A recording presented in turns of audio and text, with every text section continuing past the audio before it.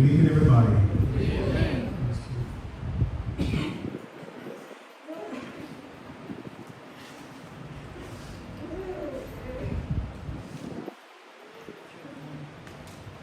We're about to begin our service this evening. And we want to thank you for being here in support of this family.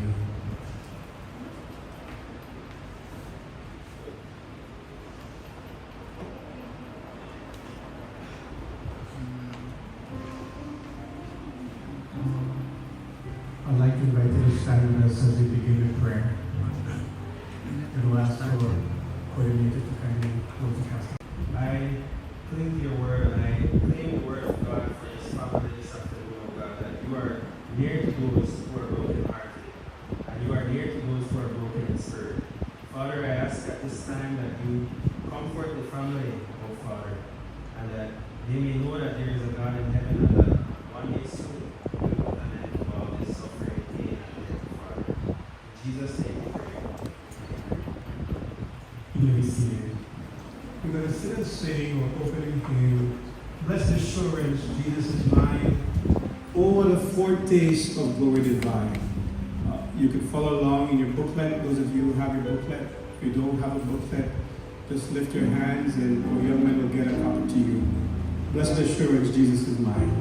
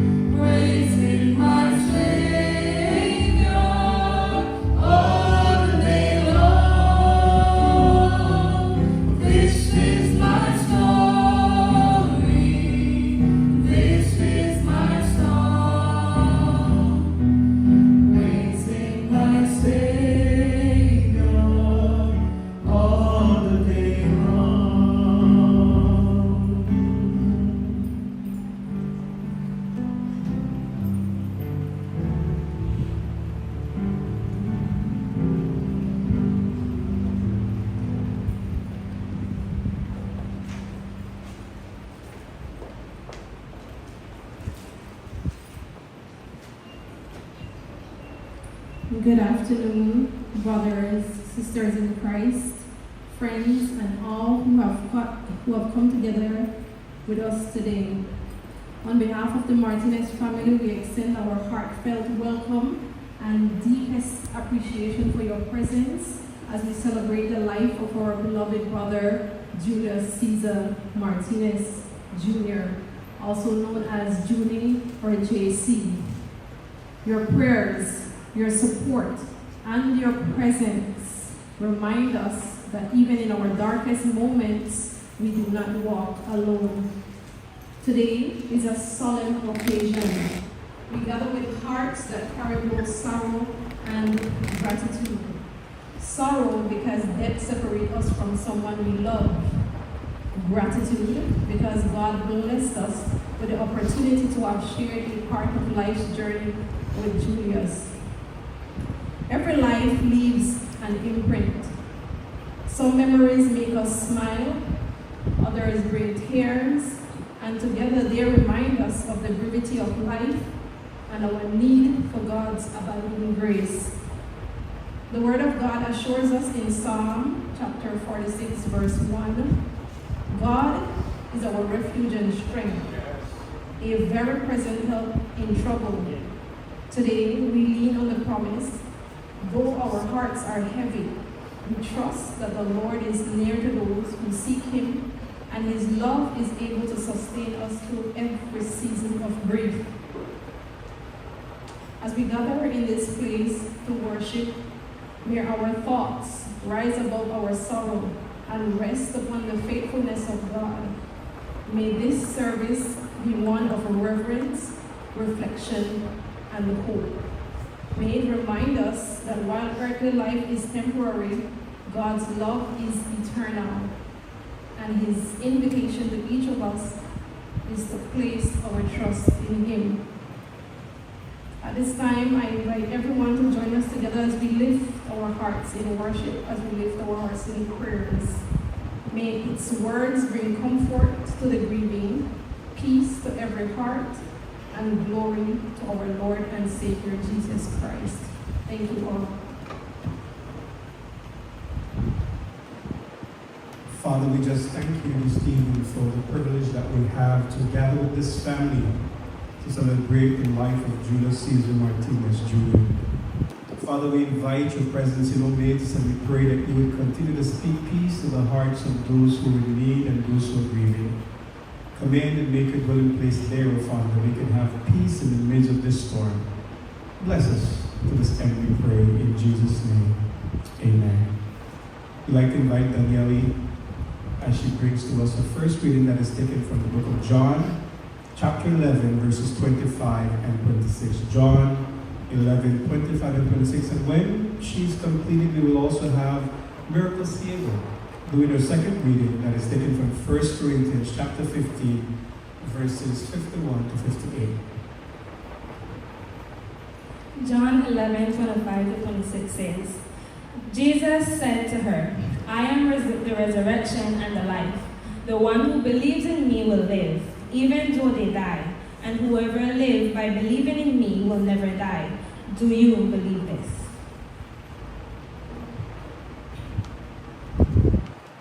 Is Miracle here?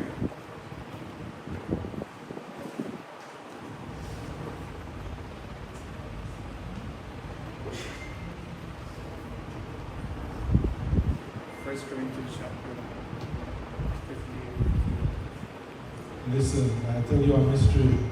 We will not all sleep, but we will all be changed in a flash, in the twinkling of an eye, at the last trumpet, for the trumpet will sound. The dead will raise imperishable, and we will be changed. For the perishable must clothe itself with the imperishable, and the mortal with immortality. When the imperishable has been clothed with the imperishable, the mortal with immortality, then saying that is written will come true. Death has been swallowed up in victory. Where, O death, is your victory? Where, O death, is your sting? The sting of death is sin, and the power of sin is the law. But thanks be to God, He gives us the victory through our Lord Jesus Christ. Therefore, my dear brothers and sisters, stand firm. Let nothing move you. Always give yourselves fully to the work of the Lord, because you know that your labor in the Lord is not in vain. Thank you. Kristen Martinez will share a special song with us.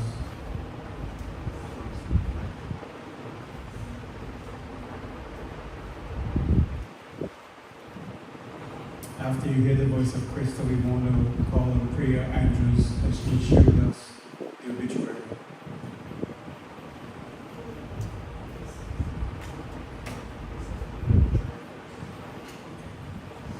prayer.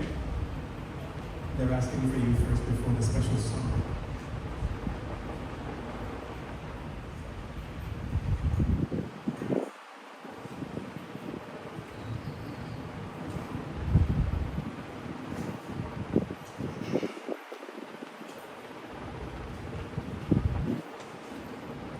Hi, afternoon, everyone.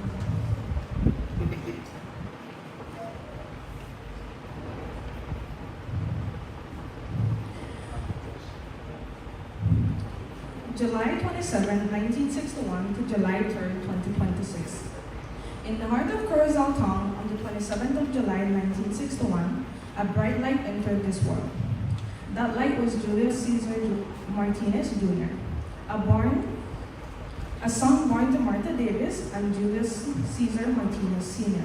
From his very beginning, it was clear that Julius was a gifted soul, a man whose intellect was only matched by the warmth of his spirit. We are gathered here today with hearts and has lived a faithful life, a journey marked with service, ambition, and an unwavering love for his family. As a child, Julius's brilliance shone brightly. He navigated his early schooling with ease, a young mind destined for great things. And upon graduating from Belize Technical College, it was clear that the word was for his and for his taking. He answered a distinct call to service by joining the Belize Police Department. He was not just a recruit, he was a standout, and his sharp mind and dedication saw him assigned to the elite Special Branch Division, where he served his country with distinction and honor. But Julius's quest for knowledge was never truly satiated. He had a vision for the world around him. In a bold move, he left the force to pursue his passion, earning a degree in architecture through online studies. This was a testament to his drive, his intellectual curiosity, and his refusal to be confined by any single path. This passion later flourished when he returned to his beloved Belize and established his own construction business in Dominicana, building not just structures, but a legacy of hard work and creation. His life was a tapestry woven with the threads of different lands. He spent many years in the United States, but Belize was always his home. The call of his homeland, the call of his family, was too strong, and he returned to plant his roots deep in the soul he loved. I can still hear the words of our father of the nation, George Cato Price, who knew Julius as his driver. He fondly said of him, he was an intelligent young chap whose mouth was so sweet that he could talk the sugar out of sugarcane. And it was true. Julius possessed a charisma, a warmth, and a honeyed tongue that could charm anyone. He used it to build bridges, some burnt, yes, but some to comfort the weary and to share his innate joy with everyone around him. Julius was far from perfect. He would be the first to tell you that. He was a man of complex character and a life fully lived. But what we all know, without a shadow of a doubt, is that his heart was a kingdom where his children reigned. His love for his children, David, Amanda, Keisha, Keandra, Latoya, Giovanni, Daniele, myself, Priya, Kailisha, Brianna, Mr., and his young one, Peter, was the very cornerstone of his existence. He was their fortress, their protector, and their proudest champion. He fought a long and courageous battle with illness, but his spirit remained tender to his family until his very last breath. His legacy continued not only through his children and his wife, Jolene Martinez, but also through the vast and beautiful family he created. To his mother, Miss Martha Davis, he was a beloved son. To his siblings, Anne, Yvonne, Edward, Anthony, Frank, Jerome, Edna, Laura, Melody, Golda, Damien, Signa, Petra, and Krista, he was a brother and a friend. To his nieces, nephews, and a host of grandchildren, he was a golden star. He was perceived by his father, Julius Caesar Martinez Sr., and his brother Leonard. We take comfort in knowing that he is now reunited with them in a place where there is no more pain or suffering. We also hold in our hearts his spiritual mother, Miss Pat, and his dedicated caregivers whose love and support were a true comfort to him in his final days. Today we do not say goodbye as those we have no hope. For God so loved the world that he gave his only begotten Son, that whoever believes in him shall not perish but have eternal life. John 3:16. We know, as the Apostle Paul wrote, that the time of my departure has come. I have fought the good fight, I have finished the race, I have kept the faith. 2 Timothy 4:6-7. Judas fought his battle with grace, and he has not finished the earthly race. So let us honor Judas Caesar Martinez Jr. today. This is one. Your legacy of love lives in all of us. Do not let your hearts be troubled. You believed in God, believe also in me. My Father's house has many rooms. If that were not so, what I have not told you not, I am going there to prepare a place for you. John 14:1-3. Until we meet again.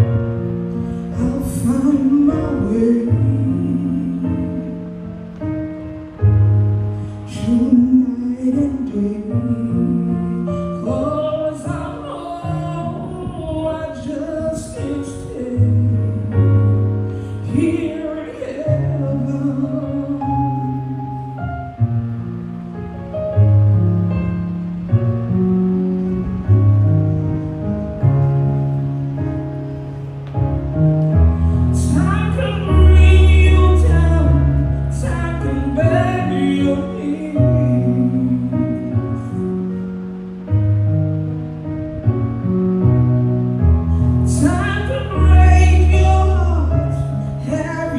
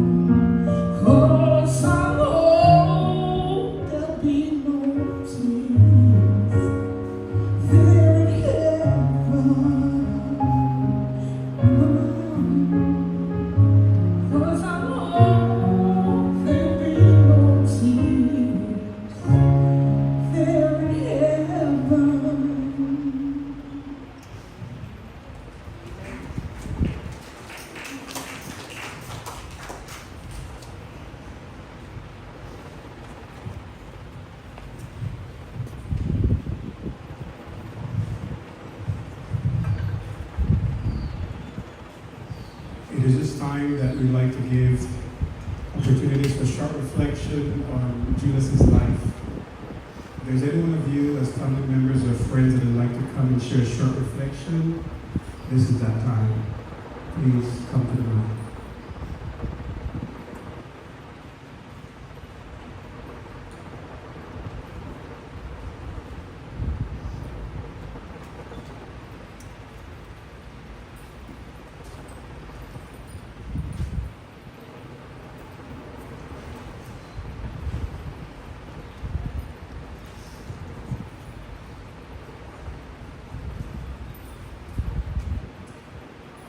While you're thinking, I'd like to proceed to share the deepest sympathies and condolences from Sister Patricia Middleton. She never met Julius in person, but she developed such a love and faith for Julius, who, as she ministered to him online, Julius made a commitment that he would commit his life to Jesus through baptism.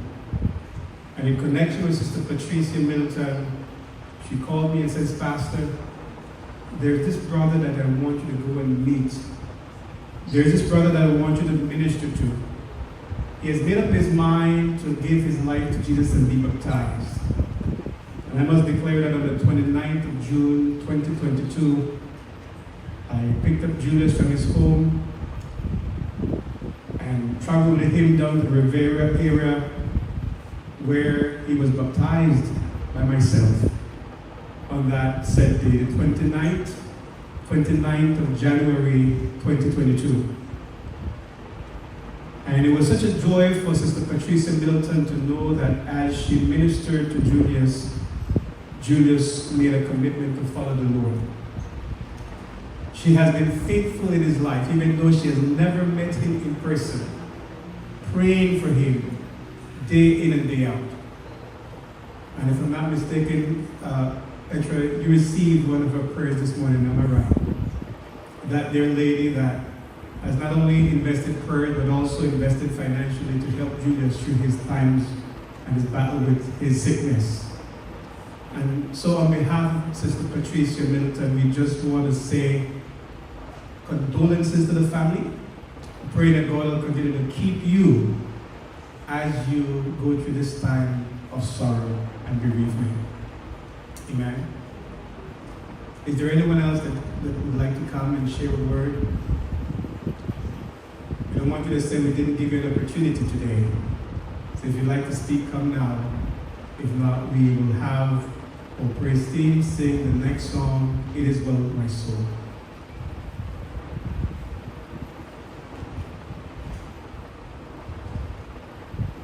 Okay.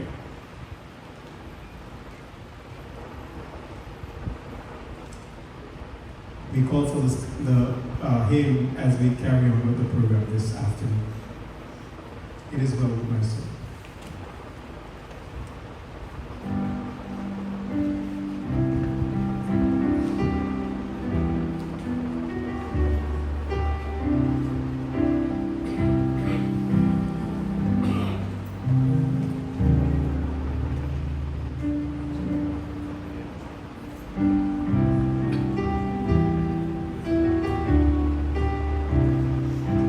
Join us in singing this song of meditation, It Is Well With My Soul. When peace like a river attended my way, when sorrows like sea billows roll, whatever my lot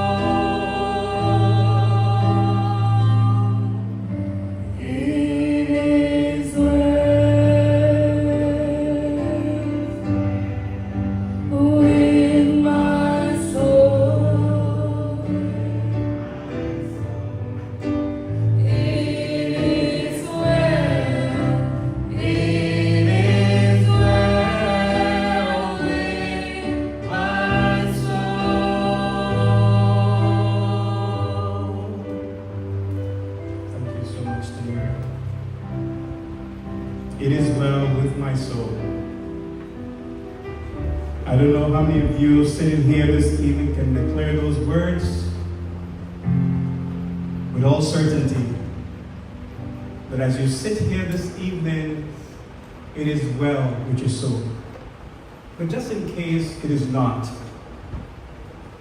we share with you hope this evening, because I declare that in Jesus Christ all humanity has hope. Amen? In Jesus Christ all humanity has hope. Let me say quickly this evening, I join with Sister Pat in extending our deepest sympathies to this family that is bereaved at the loss of Julius. I know for a fact that Julius's life has never been easy. But before I go there, can I see all the sisters and family that is here? All the sisters that are here, can I see your hands? You're Julius's sister. All right. Any of his brothers are here? All right. Can we get your name, please? Edwin? Edward. Nice to meet you, Edward. And I can't hear you. I didn't hear the first part, but Brother Martinez. Huh? Frank. Okay, Frank. I didn't hear the first part, Frank. You don't have to be afraid to speak, brother. Amen. Amen. And then we have Golda. Golda, I didn't even know that Julius was your brother. I didn't know. And we ministered to him. Amen. Good lady, your name? Lorraine. All right. And Sigma, Petra, Krista. All right. And we have a host of nieces and nephews that are here, right? You guys are beautiful. And his wife, Sister Julie, and his children that are here. We have Peter, Mr. The others that are here, Brianna, and all their family. We just share our deepest sympathies with you.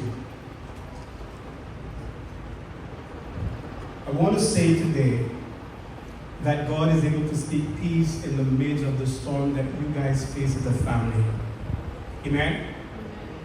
And as we reflect on life, and as I reflect on Julius's life, the last opportunity I personally had to meet him and pray with him was in the hospital in Belmopan.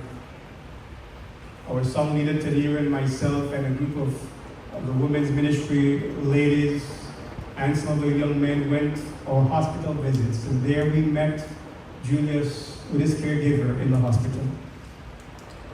And as we spoke to him, there's one thing that was clear in my mind as he spoke. Even though his body was riddled with pain, the many pain and different procedures that he had to go through, there's one thing that was clear as he spoke was that his confidence in God did not waver. Did you hear what I said? And he was not perfect. Let me clear this to you quickly. Hello? He made a lot of mistakes. And sometimes he did not treat people the way that they deserve to be treated. Hello? But there's one thing that remained clear in his mind is the fact that he could have had the opportunity to say, I'm sorry for the way I treated you. Or let go in forgiveness those people that hurted him. Amen? As I listened to his testimony, the doctors knew him well. Amen? Because he had a rare case of an autoimmune deficiency disease that really attacked his body and attacked him, but yet he was strong. Even if he was weak in his body, mentally, that mind remained sound as far as I saw. Yes? And as I spoke to him, Tanira and I spoke to him and we encouraged him and we asked him about his faith and his walk in God, and he declared that he could not be here unless God was the one that had him here. Those of you who know him personally knew his struggles with his health. But his confidence in God to get him through and to open doors for him was second to none, in my opinion.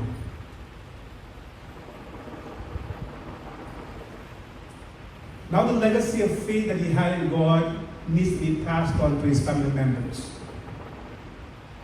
The legacy of faith that he exercised with a God who could help him through his deepest pain and bring peace in the midst of his storm is a legacy that has to be carried on by his family. Remind you today, if at any time he had offended you and he did not ask you to forgive him, please do forgive him right now. Are we together? Because forgiveness is not for him. He is resting. Hello? But forgiveness is for you, those of you that may have suffered at some misgivings or some ill treatment that you received or that love that you should have given but was not given. Forgive yourself and forgive him. But here's the big picture today. God is interested in your salvation and in all of our salvation. That's why when we sang that song and asked the song that we sung just a while ago, "It is well with my soul," I asked that solemn question this evening. As we are here, as we sit down together, as we come to pay our last respect to this man who has struggled through his life, but yet developed a faith and a love for God that has kept him until his last breath, I declare to you this evening that it is very important that we find a friend in Jesus. Now, this can never be forced. Brothers and sisters, are we here today? This can never be forced. But if you're wise and if you're planning to spend eternity in the presence of God, rejoicing with him and the angels and with your loved one who has gone to rest but will one day be raised back to life, it is important that we take a grip of reality today. I cannot live, I cannot have eternal life unless I have Jesus as my friend and Savior. I don't know where you are in relationship to that decision, but I do know that God is very much interested in our salvation.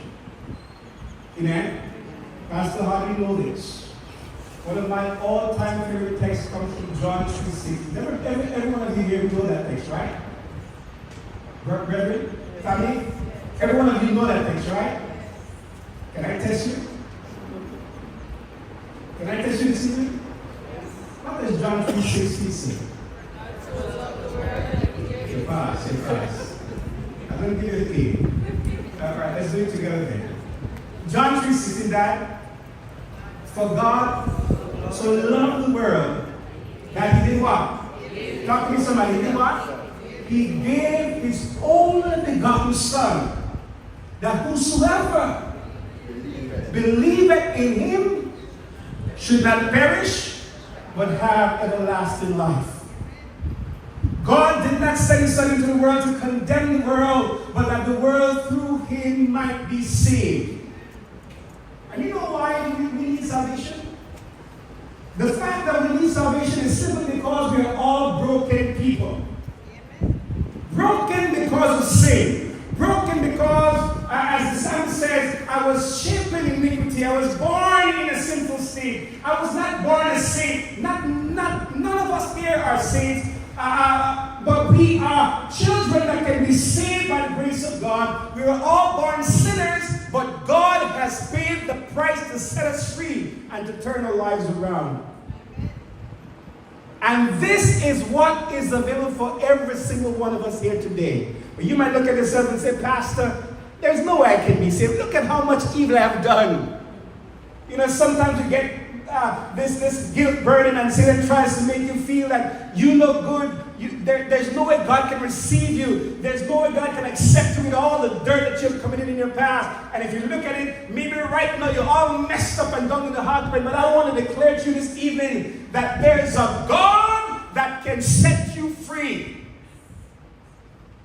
There's a God that for him it is a joy to bring sinners and transform them into saints. God receives sinners. God receives broken people, and he set them on a different path when they choose to trust in him and follow him.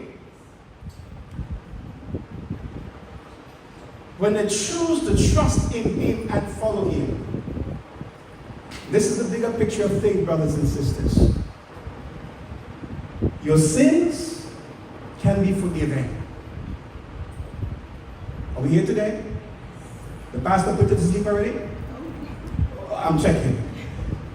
Your sins can be what? I can't hear you. Your sins can be what? Forgiven. All of our sins can be forgiven. Why? Because Jesus paid the price on Calvary.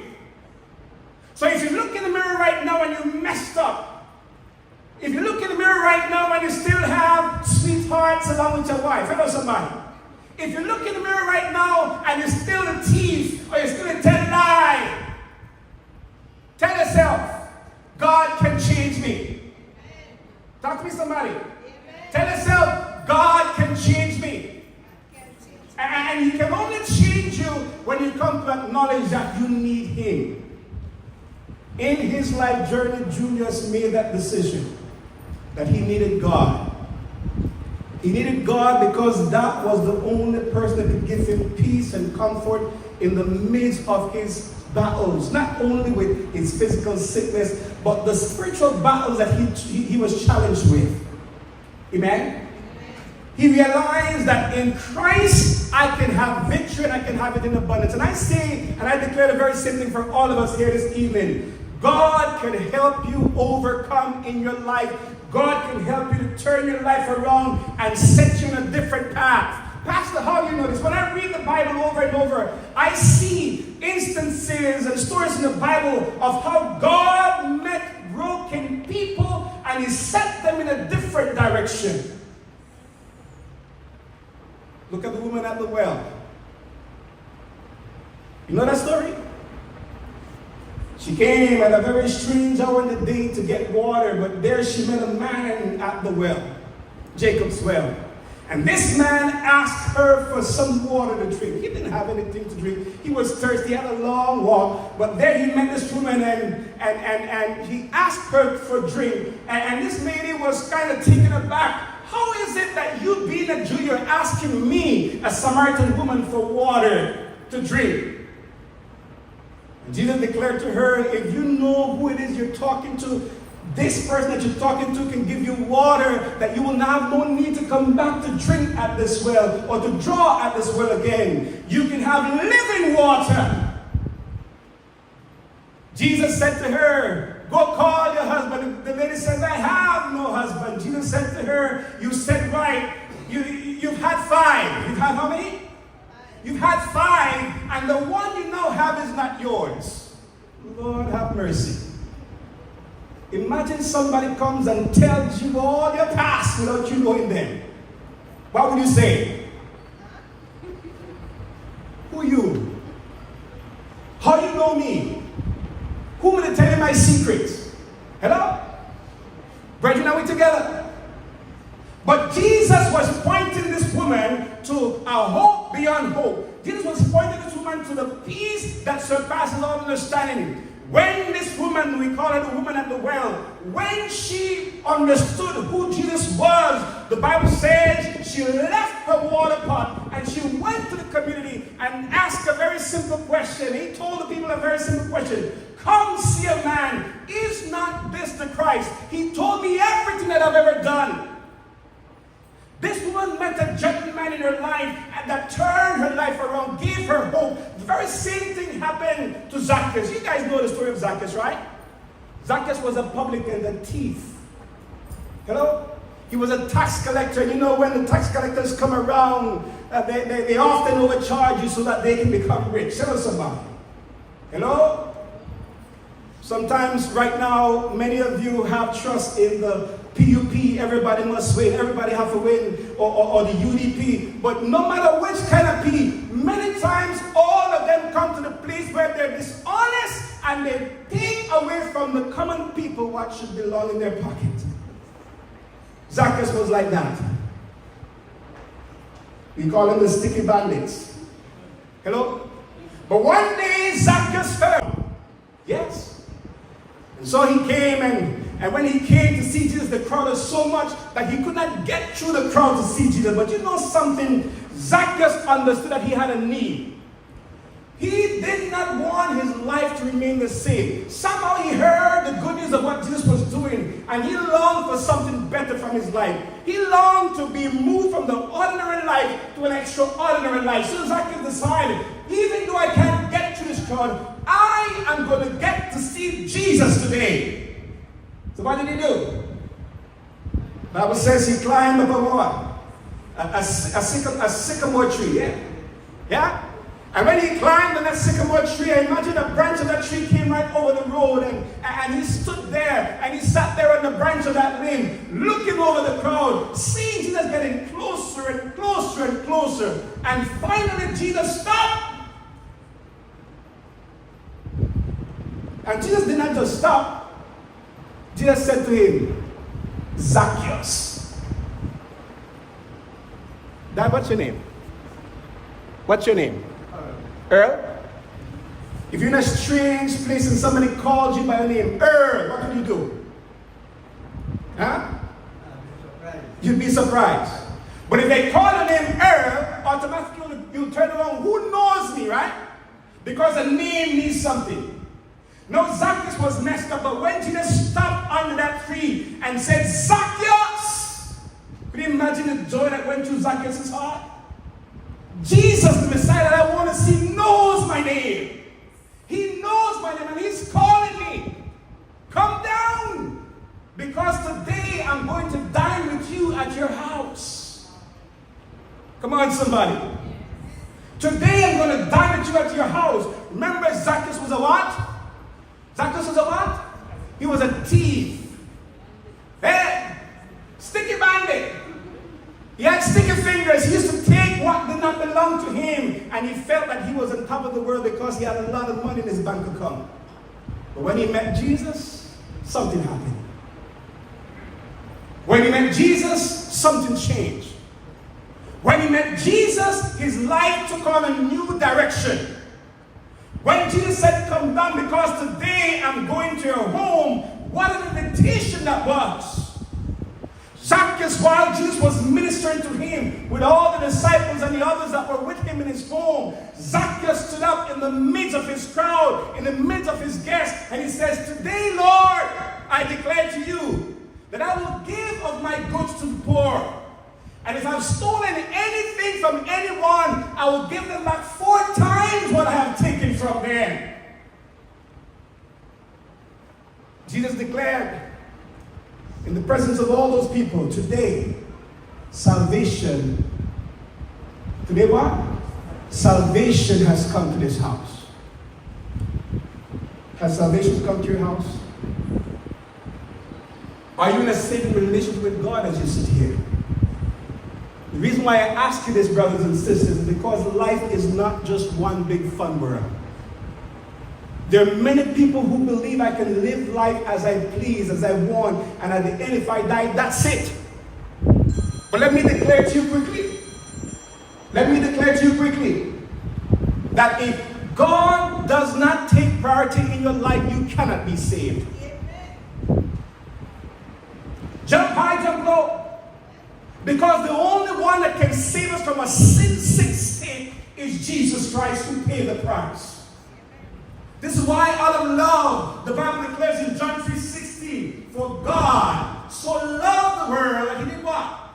He gave his only begotten Son, and I want you to listen to this part, that whosoever believes in him should not perish, but have everlasting life. Let me ask you a question quickly this evening. How many of you want to go to heaven? Raise your hand high. I want you to raise your hand and keep it up. There's some people when you ask them if you want to go to heaven, they raise their hand in that family because they don't want their friends see that. If you want to go to heaven, raise your hand high. It's not that God doesn't know. God knows. Now let me ask the question. Put on your hand. How many of you here this evening are ready to die? Raise your hand. You ready to die? If a crazy man walk through the door of this church right now with a machine gun and start to shoot up, no, run. Huh? Raise your hand if you're ready to die today. Praise God for the few of you. How many of you know what I'm doing right now? Thank you, Jesus. You have to be honest with me. Amen? You know why? Because in reality, if some of us should die today, you know we're going to be lost? Talk to me, church. If some of us should die today, there's no way we're going to make it into heaven. You know why? Because even as we sit here, and some of us go to church, even as we sit here, some of you go to church, or we go to church, we still don't have it right with God. And that's sad. Because God has made provision for all of us to be saved and to have a saving relationship with Him. But you know what's in reality? Some of us like to play with time. I've heard some young people say, Pastor, young. You can't serve Jesus right now. I want to party, yeah. I want to hang out with the guys, I hang out with the girls. I want to get a nice job so I can get a fancy house. And when I buy my car, I'm not going to buy Wali Mazda or Wali Nissan. I'm going to buy a Toyota, or I'm going to buy one of the latest model cars, because when I get behind that wheel and I step out, I want all the ladies and the men to look at me and say, boy, he got it right. Watch out. Some people say, Pastor, I still want to get married because I want to enjoy the lady where God bless me with. Dead? I'm not ready for dead, Dad. Brother Earl, I'm not ready for dead. No, man. But in reality, if we should die today, many of us may be lost because we do not have a love connection with God. And do you know what's one of the realities that can face any one of us? Without a moment's notice, we can face death. Yes? Look at the news in Belize. Just Friday night, a 33-year-old young man from the Kaya district was gunned down. 33. Gunned down, not too far from his home. Dead. You may have some loved one that you have seen gone through death. Probably somebody there that you died in your very arms, but you never expected them to die. Death respects no one. And death can come to you without a moment's notice. You don't have to be sick to die. As a matter of fact, those people who have a prolonged sickness have a better chance of salvation than those who just die suddenly. Because you have time to reflect on life. You have time to think of what your life has been like, what you've gone through. You have time to really set yourself down, and if you have to ask people to forgive you or to forgive others, you can do that because God gives you the grace to do so. But there's some people that will never get that privilege. And this is why we should never live presumptuous lives, knowing that we can die at any moment. And I'm not saying that to frighten you, because I cannot frighten you into God's kingdom. Your love for God has to come from God's love for you. The Bible says that it is the goodness of God that draws you to repentance. It is God's goodness that brings you to a place where you can say, God, I need you more than ever before. Without you, my life is meaningless. I need you. And that's where I want to challenge this family to be. Develop a love relationship with God that will help you into the kingdom. You'll not stumble into the kingdom by accident. We all have to make a choice. My old friend that they buried him just a few weeks ago, Fem Cruz, he often sung, and he wrote this song himself, and he sung it. He says that if you want, Jesus not gonna force you. That if you want, salvation is free. That if you want, when I asked you the question earlier, how many of you want to go to heaven? Almost all your hands went up. Yes? But now ask yourself the solemn question. your heart? Are you making your life right with God every single day? Are you living in a civil relationship with God?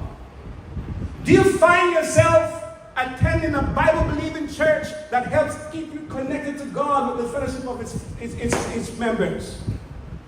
Or do you find yourself distancing away from God, away from His people, away from service to Him, and you feel that you can make it on your own?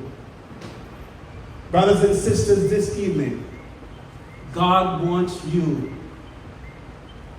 God wants you in His kingdom. And being a part of God's kingdom begins with your commitment to Him today. Say, Lord, I believe in you. Lord, I thank you for your sacrifice of love. I thank you for dying on Calvary's cross for my sake. Because of that death, I can be saved.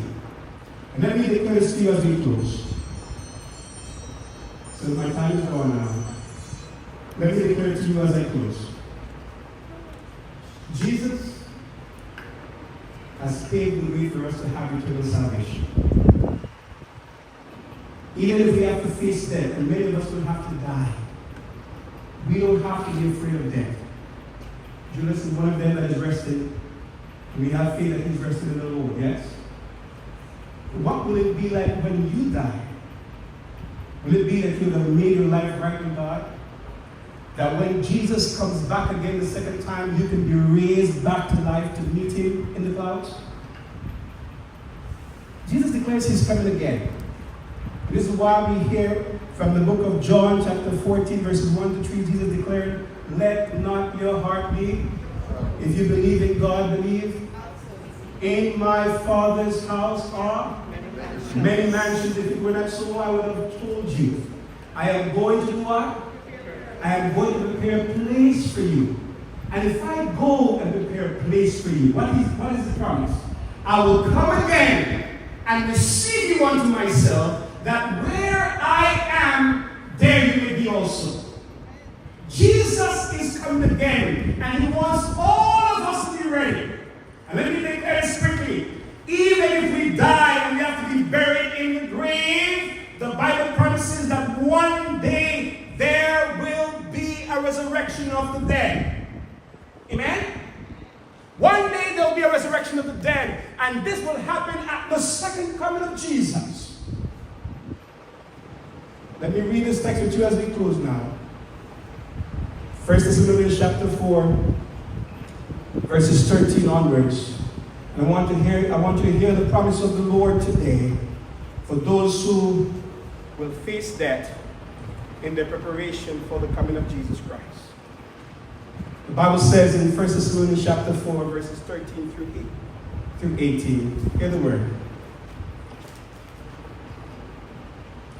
But I do not want you to be ignorant, brethren, concerning those who have fallen asleep, lest you sorrow as others who have no hope. For if you believe that Jesus died and rose again, even so God will bring with Him those who sleep in Jesus. Hear the word now. For this we say to you by the word of the Lord, that we who are alive and remain until the coming of the Lord will by no means precede those who are asleep. In the Bible, death is compared to asleep. Amen?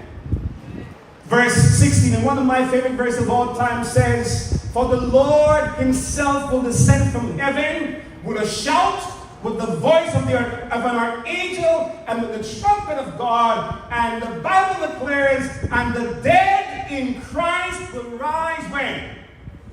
Talk to me, church. When will the people who die in Christ raise? They'll be raised first. Amen? And the dead in Christ will rise first.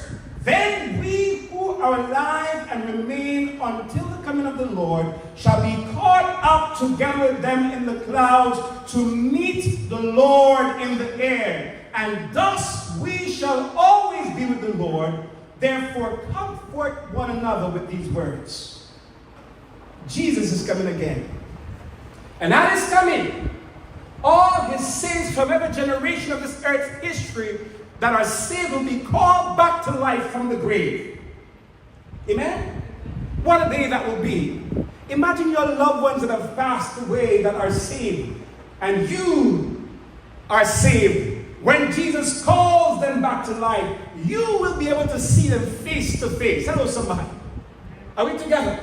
You will be able to meet them. You'll be able to hold them and hug them.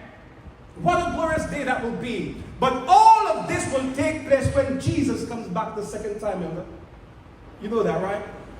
When Jesus comes back the second time, all of this will take place, Brother Martinez. Now, this is why it's very important for us to make sure that we live for Christ today. Can I encourage you to do that today? Put God in your life. If He does not have a priority in your life at this time, stop and consider God before you get any older. Because soon and very soon, we too will have to face the enemy of death. But if our lives are wrapped up and connected with Christ, death cannot keep me in the grave. Jesus declared, I am the resurrection and the life. I am the resurrection and the life. This is why I say to you this evening, put your life in the hands of God. Amen? How many of you would like to say that today? Lord, I put my life in your hands today. Wave your hands high in the air. Lord, I put my life in your hands today. God be praised. God knows the prayers of your heart, and those silent prayers that you lift up, God will honor your act of faith. And I pray that when God calls back His saints, and Judas, by His grace, is brought back to eternal life, that you all will be there to meet Him and to see Him face to face. Until then, may God keep us faithful. Until then, may God keep us grounded in His grace. We're going to have a series of intercessory prayer, and after which we're going to call the family together around the casket as we pray and ask God's blessings over your family.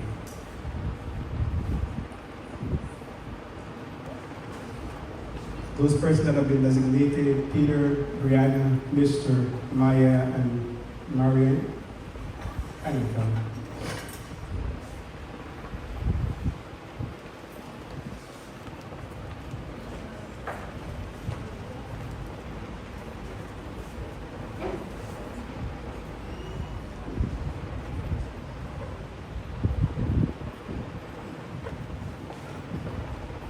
We pray for the Martinez family and all who mourn the passing of Julius Caesar Martinez Jr., that the Lord may comfort them in their sorrow, strengthen them in faith, and fill their hearts with peace that only He can give. Lord, in your mercy, hear our prayer.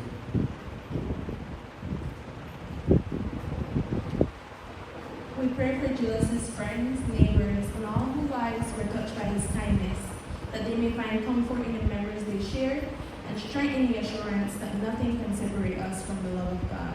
Lord, in your mercy, hear our prayer. We pray for all relatives, friends, and loved ones whose lives were touched by Julius.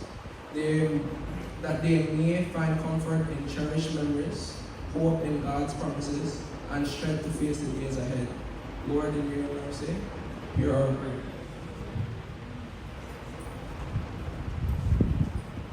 We pray for all who burdened by grief, especially those who mourn in silence, that Christ who wept with those who sorrowed may be their refuge. Restore their hope and fill their hearts with His abiding peace. Lord, in your mercy, hear our prayer. We pray for the faithfully departed, especially Julius Caesar Martinez Jr., that having completed his earthly journey, he may be welcomed into God's eternal kingdom, where there is no more pain, no more sorrow, but everlasting joy in the presence of the Lord. Lord, in your mercy, hear our prayers. We'd like to call the family together around the casket as we pray and ask for His grace to attend this family through their grief. Kindly come and stand around the casket. All the family members, the children, the sisters, nieces and nephews, all of you are invited. We pray for healing for this family, that God will speak peace in the midst of your storm as you find strength in Him, knowing that the very God that you serve is a God who loves you supremely Amen.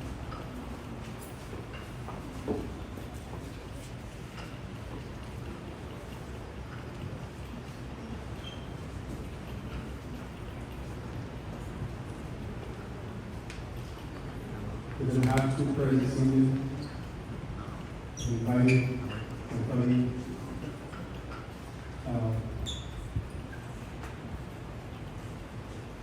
Share the first prayer as we lift up this family. This year, Julius would have completed 65 years of life. But God has seen it fit to allow him to rest. Amen. I'm asking the congregation to please lift this family in prayer. Let us pray. Father, as we gather further in this celebration of the life of Julius, we again want to lift up every family represented here this evening, even those who might not have been able to be there. The Spirit, Lord, may be upon each one to give comfort, strength, division, to understand that life's journey, even though at this point we have had a little disappointment in losing you, that with you, life continues, and all the possibilities and hope also continues. Spread your arms around him, Lord, and walk with him through the long time and the dark hours, the time when he may be feeling weak, unable to carry on with the loss. But like the psalmist David, that you may walk with him and lead him to greener pastures. May your love surround him. May they see the possibilities, the hope that was in him, that they may see the hope in you. No matter what the situation is, life at this moment, that they may be able to hold in hand and journey to a better life. Father, may you continue to uphold each one with your presence and bring them into your fold, into your bliss, into your comfort. This we pray and ask in Jesus' name. Amen. Father, we continue with our intercessory prayer this evening. And first of all, we want to thank you for the 64 years plus almost 65 years of life that you granted to Julius. Throughout his journey, Father, you have been with him. From the very time of his conception to the day he breathed his last breath. Father, you have been with him through the ups and downs of life. You have helped him to weather the storm. You've given him a hope and a future. And Lord, as he had expressed hope in your second coming and in the fact that you will restore him fully once again without any autoimmune disease when you come again.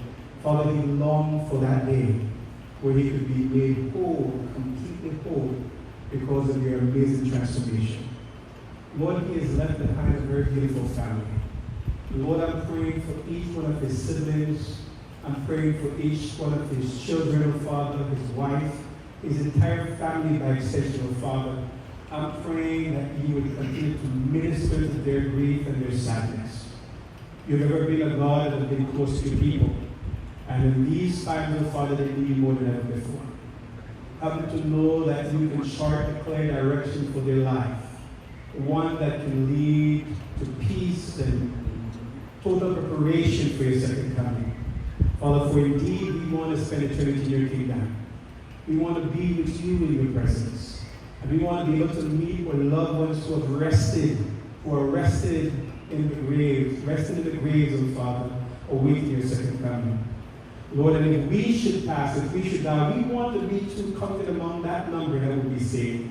So as you minister to this family, Father, help us all to make a decision that will bring us into a saving relationship with you. And when all is said and done, Father, that we can walk in newness of life day in and day out, because we are daily surrendering and committing our lives to you. Oh Lord, where there are still struggles in the lives of these your children, have patience with them and give them the peace and the opportunity to make the decision that will bring them to salvation. Oh Lord, cover this family. Forgive them wherever they have failed you. And Lord, whatever may not be right among them, oh Father, help them to get it right for the sake of the gospel. And oh God, as you continue to minister to them, save them, we pray. Again, thank you for the 64 plus years of life that you granted to Julius Caesar Martinez Jr. As we get ready to lay him to rest, oh Father, we pray that you would be with his family. In Jesus' name we pray. Amen. Amen.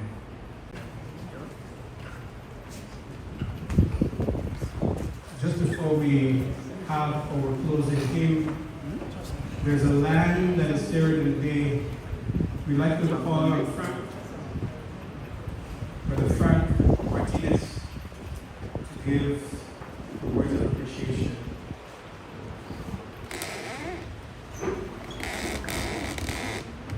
Well, I'm extremely pleased to see the family. I would like to say much gratitude and thanks goes out to Julius' caregivers in his last stages. But I want to start off with letting the congregation understand how our belief system correlates. So I have to start with Bismillahirrahmanirrahim. Allah subhanahu wa ta'ala told the Rasul sallallahu alayhi wa sallam, Kullu amana bilayhi wa ma unzila ilayna wa ma unzila illa Ibrahim Ishmael Isaac Yaqub awabati wa ma utiya wa Musa wa Isa wa ma rabbuhum nasfarahu bainaduhum minhum nahanu muslimun. He told the prophet to tell the early community of believers, inclusive of the people of the Torah and Bani Israel, and the people of the book, meaning the Christians, saying, we believe in the Lord of Abraham, Ishmael, Isaac, and Jacob, and the 12 tribes. We believe in the Lord of Moses and Jesus, and we make no distinction between them. So it was a reason why at the time I didn't get up to pray over the body, because it's not permissible in my belief system. I had prayed for my brother's soul even before Allah subhanahu wa ta'ala allowed the soul to depart. So, and I'm happy to see many of the family here, because some of us are kinship of the loins and kinship of the womb. And this is how we understand it. Allah subhanahu wa ta'ala, in his first revelation to the Rasul sallallahu alayhi wa sallam, was a revelation of conception to the woman. And since Julius and I were the byproduct in the womb of the loins, Allah said, Ikra bismi rabbika alladhi khalaqal insana min al-ikram alazi alama bil kalam. The first revelation that was sent to the Rasul sallallahu alayhi wa sallam was about the woman's conception. And he said, read. Ikra means read. Read in the name of your Lord, who have created you from Allah. Allah is the byproduct of the male discharge and the female's egg. So even we look at the womb of the woman in Islam is called Rahman, which is a mercy.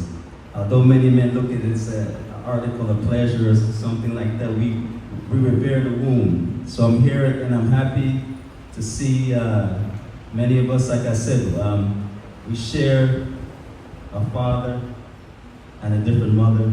And in Julius' case, we share both parents. So that surah, when Allah says, we were conceived in the same womb, traveled through the same vaginal canal, and sucked the same breast. And Allah subhanahu wa ta'ala also tells us that every soul shall taste death. He didn't say everyone's going to die.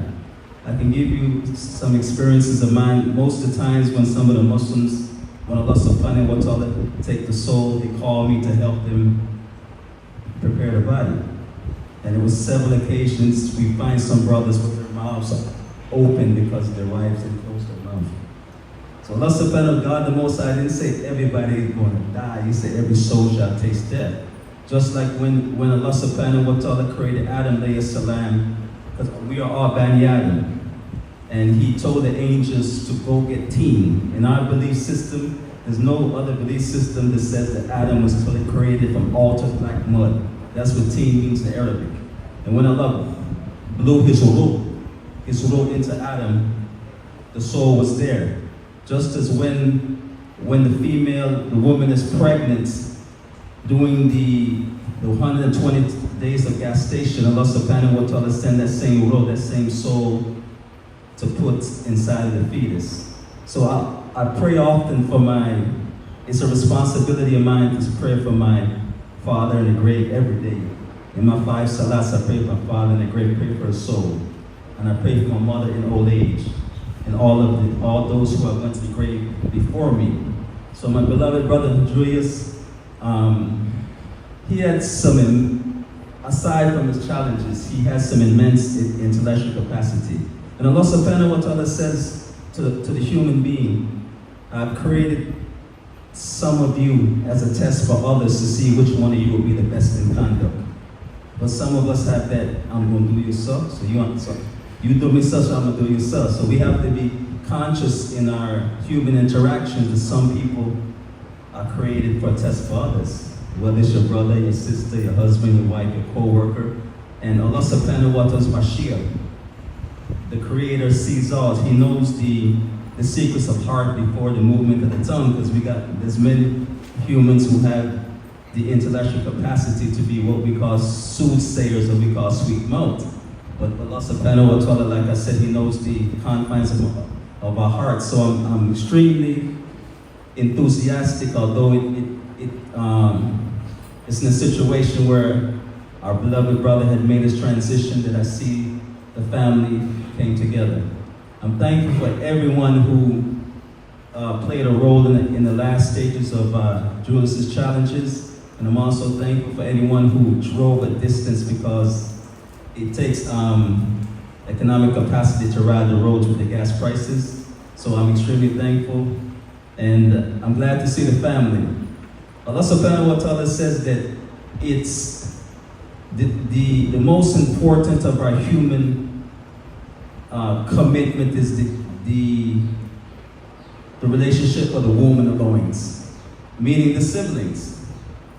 No matter how difficult a situation may be, it's not beneficial to us to break that ties of kinship. That's very, very important. So hopefully we can all understand that and come together more than just when it comes to grief. I can look back in retrospect, 21 years ago, my older brother passed away, and everybody was coming together, and I said, why is it the family wait for things to collapse to collaborate?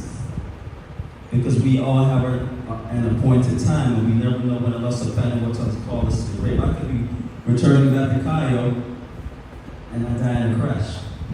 So we all have to be conscious of that to me is not grief. That to me is a reminder that my time is soon to come. So since I know that my time is soon to come, I have to be always conscious of my decisions, how I treat people. Because when we return to the Creator, we don't take anything with us. We don't take our bank account that we feel like, oh, I put my bank account. The account we take back to the Most High is what's the byproduct of our character, which are our deeds, because our deeds are practical manifestations of our character. So if we're not, the preacher was asking who's ready to die. I'm sure many people is not ready to die because most people have not prepared for death. Even if they're going to hold their hand out just because they want for you to see them hold their hand out. But like I said, the Creator, Allah subhanahu wa ta'ala knows the secrets of the heart before the movement of the tongue. And I'm just appealing to the family to rekindle the ties of kinship, because that's very, very important. That's why God calls the woman womb Rahman. The woman womb is a mercy. When that fetus gets in there, it's evolving by the will of the Creator. So don't look at, especially men, don't look at a woman as an article of pleasure because she's a Rahman or a Rahman or Rahim. So I'm thankful to see my uncle, my big brother Boots. Thankful for your efforts. Shai Tong, my sisters from Dangriga. We just have to learn how to overlook faults, because none of us is created within the confines of perfection, as far as we always do what is right by others. So, alhamdulillah, like I said, I will continue to pray. What we all must do is not pray for Julius, pray for Julius' soul every day, because the soul has made a transition already. This is only a shell. So each and every day when you're at your home, however you pray for our brother. I pray for my father every single day, my 5 prayers. Along with my mother in my old age. I ask Allah subhanahu wa ta'ala, oh, strengthen my father in the grave and forgive his transgression or his misguidance. And strengthen my mother in her old age and continue to give her strength. I see all of the young nieces and nephews. So we just have to appreciate each other more than just when it comes to tragedy and hardship, So, Bismillahirrahmanirrahim.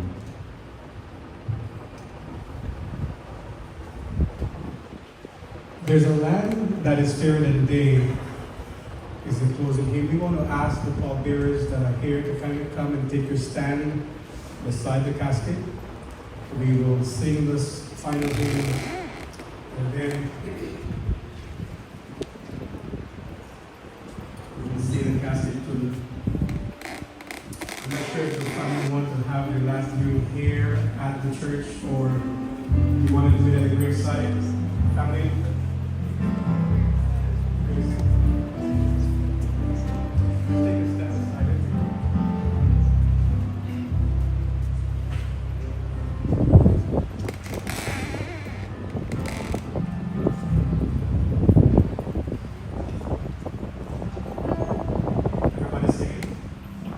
There's a land that is fairer than day, and by faith we can see it afar. For the Father waits over the way, and to prepare us a landing place there. In the sweet by and by, we shall meet on that beautiful shore.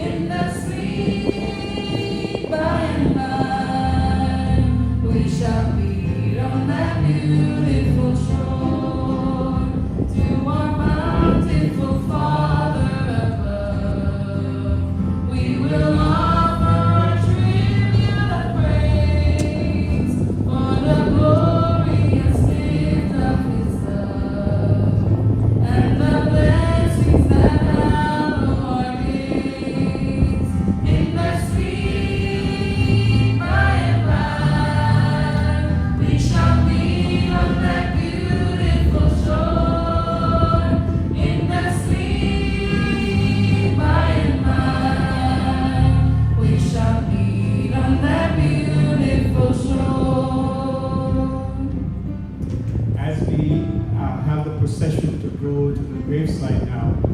We pray for God's comfort over the family as we go and lay Julius to rest. May God be with you. And I want to challenge you to do something. Do not allow your family members to leave from here without you speaking with them, without you hugging them. If you have at any time offended any one of them, ask forgiveness. Because this may be the last time you see some of your loved ones. Amen? That's a reality. So let's live at peace with God and at peace with our fellow men. That when Jesus comes again the second time, all his saints can spend eternity in his presence. Amen?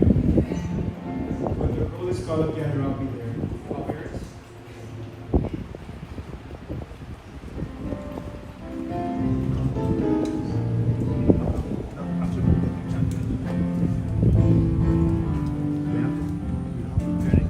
When the trumpet of the Lord shall sound, and time shall be no more, and the morning breaks through bright and fair. When the saints of earth shall gather over on me on the shore, and